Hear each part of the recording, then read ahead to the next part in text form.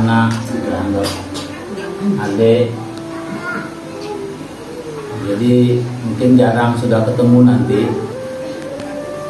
Kalau boleh dikatakan nasihat, karena mungkin yang dianggap tua, yang paling tua di sini dengan Abi.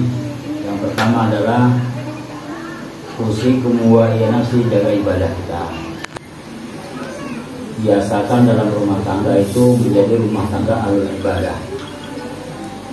Orang yang sudah hafal kegiatan satu rumah tangga itu di rumah itu adalah dari hal yang sederhana, melaksanakan sholat-sholat sunat, itu sederhana sekali.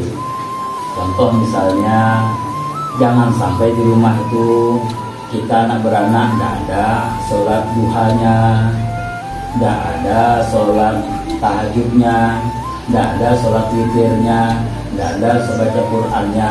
Itu berarti bukan rumah tangga kita itu. Jadi makanya itu yang sederhana saja dulu. Anak-anak dari mulai kecil-kecil ini usikum wa nafsi, jangan sampai terlepas sholat itu. Itu yang sederhana. Sholat tahajud, sholat witir, baca Quran, itu aja. Itu ibadah yang tidak boleh ditinggal di rumah. Jadi di rumah itu tidak boleh tidak sholat duha. Kalau mau buru-buru nanti di sekolah atau di tempat kerja silakan. Tapi kalau tidak buru-buru, laksanakan sholat itu di rumah. Sholat duha, kemudian sholat tahajud, sholat witir, itu jangan tidak dikerjakan. Ya, gimana caranya pandailah. Bersakit-sakit kita ya, mengantuk-ngantuk kita ya, tapi ini dasar, tidak boleh tidak. Ini dalam rumah tangga kita itu mau sekecil-kecil siapa ya, jangan latihannya dibangunin aja. Jadi minimal itu yang paling benar adalah sebelum azan 10 atau 5 menit, paling 10 menit lah, 15 menit itu memang harus bangun untuk sholat tahajud. Kalau witirnya bisa dilakukan ba'da sholat isya. Nah itu bisa di masjid, bisa di mana. Yang kedua, kita harus menandain siapa di antara kita yang belum baca Quran dalam hari ini. Dan itu wajib. Jadi kita mewajibkan untuk kita dan keluarga baca Quran satu hari, tidak boleh tidak. Minimal dia 21 ayat terserah lah. Yang penting ada baca Quran.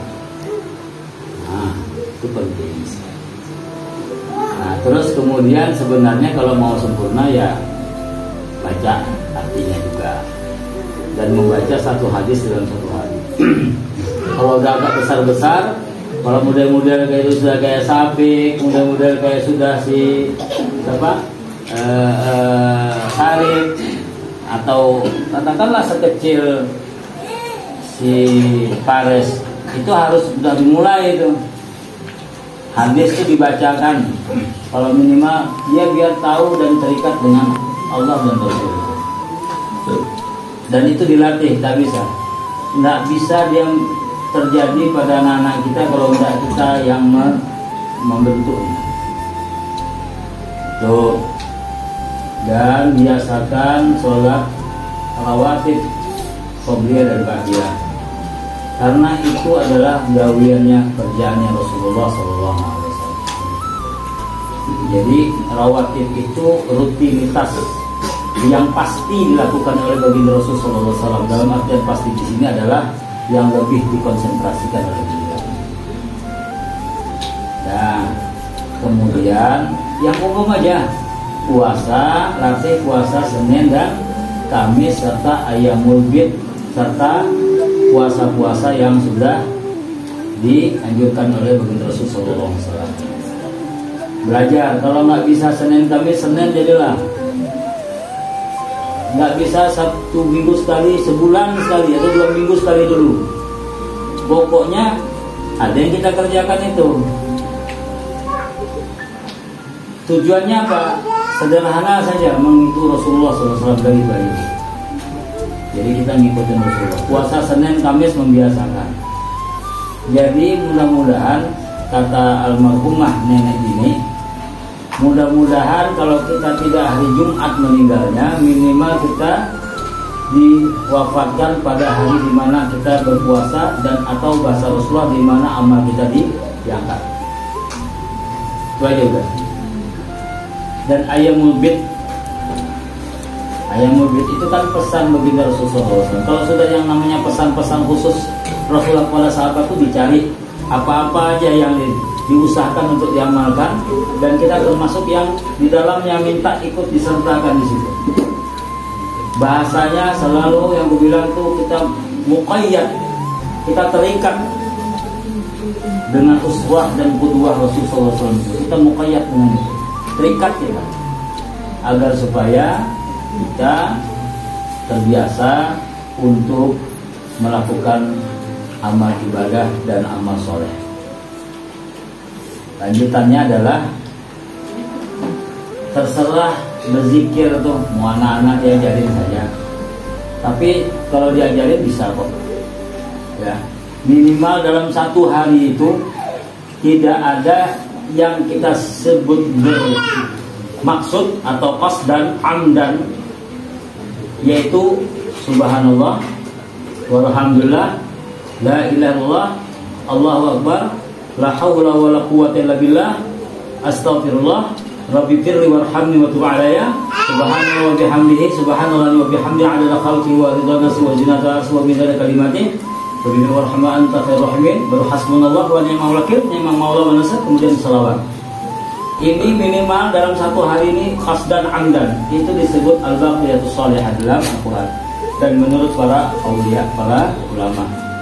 Jadi dalam satu hari ini tidak boleh kita tidak ada menyebut. Nah ini kan tidak boleh itu tidak boleh kita gitu maksudnya. Mesti ada kata-kata subhanallah, alhamdulillah, la ilaha illallah, Allahu akbar, la haula wala quwwata illa billah, astaghfirullah rabbi warhamni wa alayhi subhanahu wa bihamdihi subhanahu wa bi'adada khalqi wa ridha nafsi wa zinata arshi wa kalimati rabbi warhamni anta khairur rahimin hasbunallah wa ni'mal wakil, ni'mal maula wa nasir wa sallallahu Muhammad wa sallallahu Muhammad, dan seterusnya. 10 ini minimal, jangan sampai tidak ada keluar dari mulut kita dalam satu hari. Makanya minimal dihafal. Nanti akan saya kirim semuanya. Ya, kemarin kalau nggak salah ada ngirim Abi, kemudian nanti sudah ngirim sama Lukman juga, sama Pan, semuanya.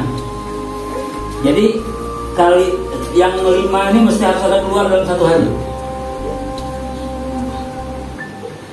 Jadi satu hari itu ada kebaikan itu. Nah makanya kalau seandainya besok karena kita kalau seandainya kan hari ini lebih baik daripada yang kemarin, itu kan sudah pesan Rasulullah. Jangan sampai kita malun. Nah, kemudian usahakan membaca zikir itu ada yang berjumlah minimal 100. Di antaranya apa yang 100 itu? Yang pertama adalah mengucapkan salawat. Usahakan minimal dalam satu hari bersalawatlah 100 kali. Rasanya, manfaatnya nanti kita akan rasakan. Yang kedua, usahakan dalam satu hari itu bertasbihlah kepada Allah bukratan wa asila itu 100 kali. Bersalawat 100 kali. Sallallahu alaihi sayyidina Muhammad kah? Allahumma shalli ala sayyidina Muhammad wa sayyidina Muhammad. Mana aja yang enak. Kemudian yang kedua, subhanallah wa bihamdihi subhanallahil azim. Kalau yang ada khalqihi itu 3 kali, itu sudah jadi ketentuan kita dari riwayat yang disebutkan Rasulullah kepada Sayyidah Juwairiyah. Itu pagi-pagi mesti itu. Ya. Jadi kita itu punya wirid kata orang. Subhanallah wa bihamdihi subhanallahil azim minimal 100 kali. Kemudian yang ketiga, astaghfirullah wa atubu ilaih. Astaghfirullah wa atubu ilaih minimal 100 kali. Karena Rasulullah diriwayat ada yang mengatakan 70, yang mengatakan 100. Ya kita dengan mengingat apa dosa-dosa kita. Kemudian yang keempat adalah mengucapkan la ilaha illallah al-malikul haqqul mubin Muhammadur Rasulullah shadiqul wa'id. Amin.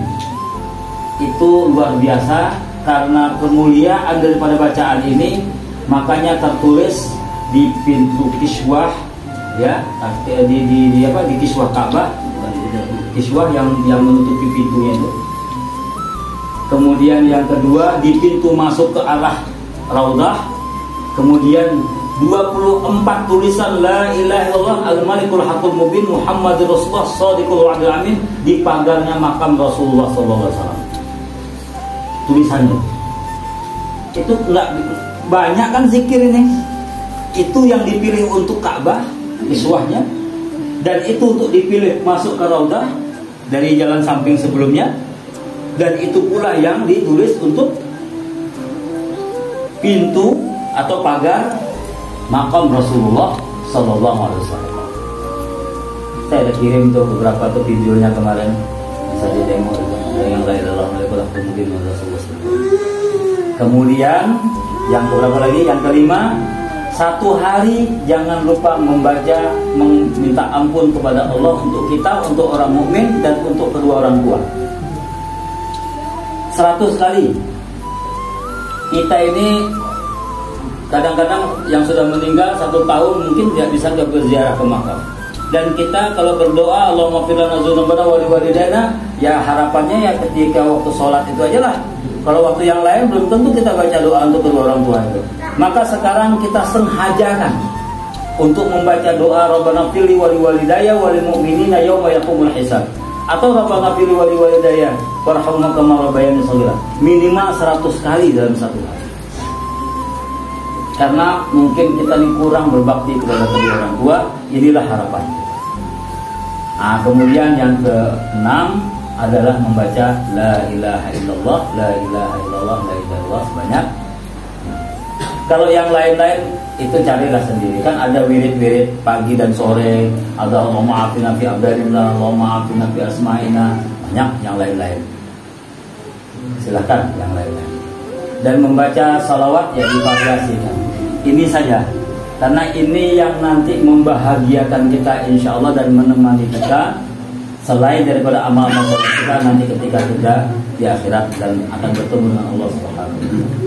Yang terakhir dari yang mau dipesankan hari ini adalah usahakan anak-anak dan kita pertama adalah hafal sifat 20 itu. Wujud tidak bakal mukhalatul hadis sampai terakhir. Yang kedua hafal Asmaul Husna, harus hafal. Yang ketiga hafal doa-doa harian yang dipakai oleh Rasulullah SAW. Masuk rumah, keluar rumah, masuk kamar mandi, keluar mandi, mau tidur. Ya, katakanlah mau tidur kan Bismika Allahumma ahya wa bismika amut. Ya jangan sampai itu saja, tambah lagi doa istislamnya, doa ta'awusnya, bangun tidur misalnya. Kan kita taunya alhamdulillah ahyana ba'da ma amatana wa ila nusyur. Ada lagi kan yang lain, Allahumma afina fi abdalina, Allahumma afina fi ajisna. Kemudian alhamdulillahilladzi afana aw afani fi jasadi wa radda ilayya ruhi wa azina li bi zikri. Baru membaca ayat inna fi khalqis samawati wal ardh sampai ya ayyuhalladzina amanu isbiru wa sabiru wa rabitu wa taqullaha alakum tuflihun. Serangkap 10 ayat. Itu yang kita biasakan.